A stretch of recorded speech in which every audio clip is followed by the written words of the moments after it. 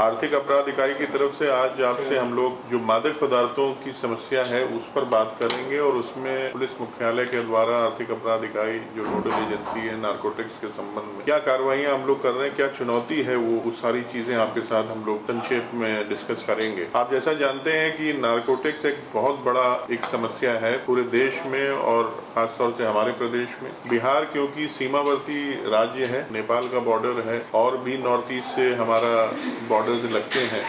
इसलिए नारकोटिक्स की समस्या यहाँ शुरू से रही है। ये एक ट्रांजिट पोर्ट के रूप में भी रहा है और अब पर कंजम्पशन की भी बात आ रही है। तो इन सारे चीजों को ध्यान में रखते हुए नारकोटिक के विरुद्ध एक व्यापक अभियान, जन जागरण, लोगों के बीच में एक अवेयरनेस का ड्राइव और इसके लिए एक बहुत ही कॉम्प्रिहेंसिव नीति निर्धारित की गई है जिसमें बहुत से विभागों का समन्वय है। बहुत सी एजेंसियों के साथ हम लोगों ने तालमेल करके एक रणनीति बनाई है जिससे आने वाले समय में मादक पदार्थों का जो व्यापार है, जो इसका दुरुपयोग हो रहा है, जिस प्रकार से इसमें इलीगल तरीके से दवाइयां बनाई जा रही हैं, इनको सरहद के पार से लाया और बेचा जा रहा है, ये सारी चीजों पर प्रतिबंध लगाया जाए और हमारी जो युवा जनरेशन है उसको इसके प्रकोप से बचाया जाए। जो हमारा भविष्य है उसमें बच्चे और नव युवक इसमें इसकी आदत में ना आए, उसके लिए बहुत प्रयास किए जा रहे हैं। अभी जो बिहार गवर्नमेंट की पॉलिसी है और जो पुलिस मुख्यालय और हमारे स्तर से इसमें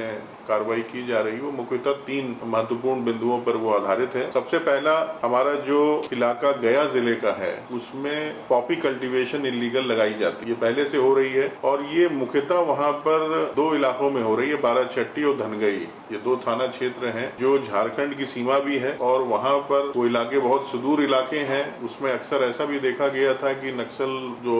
नक्सलवादी थे और नक्सल हमारे जो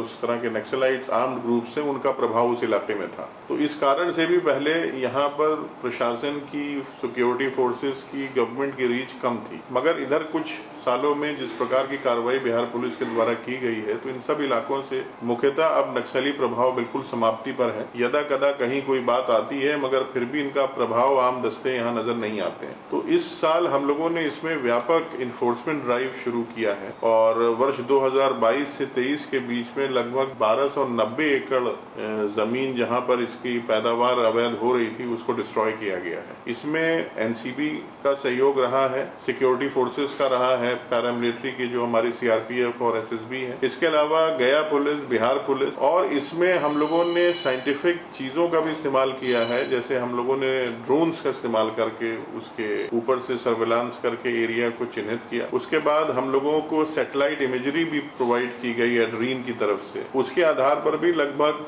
290 एकड़ जमीन जहां पर स्पेशली ये खेती हो रही थी उसको चिन्हित करके उसका डिस्ट्रक्शन किया गया है और ये अभियान लगातार जारी है। इसका सीजन होता है अक्टूबर नवंबर से लेकर मार्च तक का ये पीरियड होता है जिसमें पॉपी लगाई जाती है और उसका कल्टीवेशन ये लोग करते हैं। तो ये अभी का जो समय है यही शुरुआती समय है और इसमें हम लोगों की टीम्स ऑलरेडी काम में लग गई हैं, सर्वे हो रहे हैं, जो भी हमें आंकड़े चाहिए हैं वो लिए जा रहे हैं और जिला स्तर पर अब की बार पहली बार डीएफओ के अधीन एक टास्क फोर्स बनाई गई है जो पूरी तरह से इस अभियान का संचालन करेगी, क्योंकि इसमें फॉरेस्ट लैंड भी बहुत अधिक आती है और साथ ही साथ इसमें प्राइवेट लैंड भी। इसमें दर्जनों एफआईआर हम लोगों ने दर्ज की हैं जिन लोगों की जमीन के बारे में पता चला है जहां पर ये खेती हुई है अवैध तरीके से, दोषियों के विरुद्ध कार्रवाई हुई है। 2022 और 23 में लगभग 33 केस दर्ज हुए थे जिसमें 121 लोगों को नामजद किया गया था। इसमें 3 जो सबसे दुर्दांत इसके वांछित लोग थे उनको गिरफ्तार भी किया गया है। 2021-22 में 29 लोगों को गिरफ्तार किया गया था और 2020-21 में 20 लोगों को गिरफ्तार किया गया था। तो इस तरह का ये अभियान चल रहा है और इसमें लगातार हम लोग पूरी तरह से लगे हुए हैं और ये प्रयास किया जा रहा है कि पूरी तरह से ये जो अवैध खेती होती है इसको नष्ट भी कर दिया जाए और भविष्य में इस प्रकार की खेती ना हो। सरकार के स्तर से वहाँ पर ऑल्टरनेटिव एम्प्लॉयमेंट स्कीम्स लागू की गई हैं, जैसे उसमें बी हाइव कीपिंग, शहद वाला ये जो व्यवसाय है वहाँ के लोगों को इनकरेज किया जा रहा है। मोरंगा फार्मिंग है जिसे हम लोग सहजन कहते हैं, उसका इस्तेमाल हो रहा है। इसके अलावा बहुत सी और तकनीक वहाँ पर दी जा रही है कि जिससे लोगों को हॉर्टिकल्चर और इसके अलावा प्रोत्साहन प्रोत्साहन मिले और लोग इस तरफ ना ध्यान दें और जो सम्मानजनक व्यवसाय है उसमें भाग लें। इसी के साथ वहाँ पर जो और एम्प्लॉयमेंट स्कीम्स है राज्य सरकार की, उसका भी व्यापक जाल बिछाया जा रहा है, लोगों को उसमें बुला के उनको लाभान्वित किया जा रहा है। तो ये एक पहली हमारी प्राथमिकता है। इसमें हम लोगों ने झारखंड से भी समन्वय स्थापित किया है, झारखंड पुलिस के साथ भी, क्योंकि बहुत सा इलाका कंटिगुअस है जो गया और